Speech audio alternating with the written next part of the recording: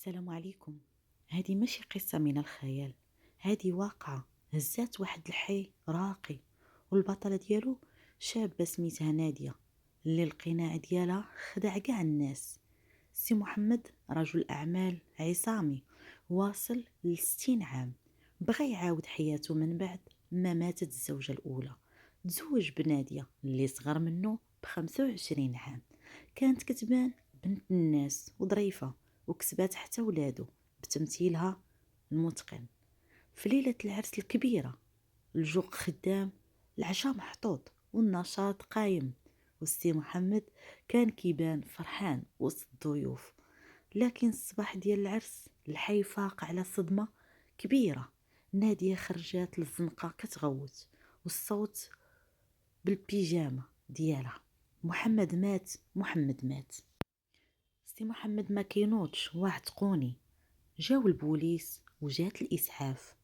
طبيب عاين الجثة وقال سكتة قلبية ناتجة عن إجهاد، حاجة طبيعية. الراجل في سنه في ليلة عرسو القضية تسدات. نادية لبسات عليه الأبيض وخدات الورد السمينة وباعت الفيلا ورحلات لمدينة أخرى باش تبدا حياة الرفاهية. ولكن واش فعلا السي محمد مات بسكتة قلبية؟ بعد عامين ولد السي محمد أمين رجع من الغربة، كان ديما شاك في ديك الموتة المفاجئة.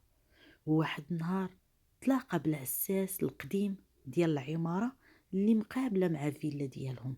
العساس قال ليه جملة خلات اللحم ديالو يشوك: الله يرحم باك يا أمين، كان رجل طيب، ولكن بقى فيا الحال ملي شفتو ليلة العرس داخل دارو وهو مغمى عليه وسط الكوفر ديال الطوموبيل مع 3 ديال الليل.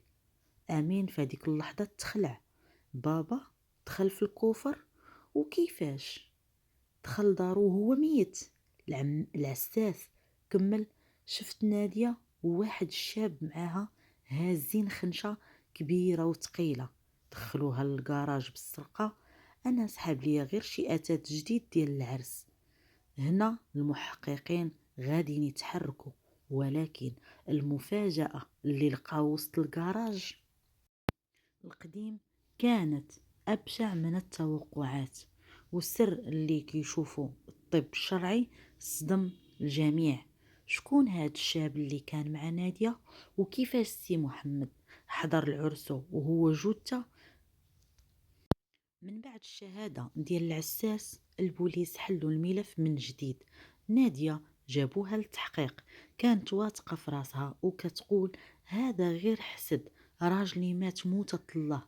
المحققين ركزوا على الكراج ديال الفيلا القديمة. وخا نادية باعت الدار، البوليس جابوا الكلاب المدربة وبداو كيقلبوا في الحفور ديال الظلمة.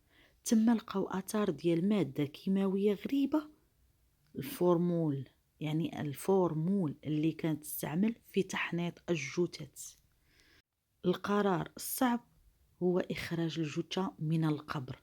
النيابه العامه امرت باخراج الجثه السي محمد، والصدمه كانت قنبله هزت الطب الشرعي.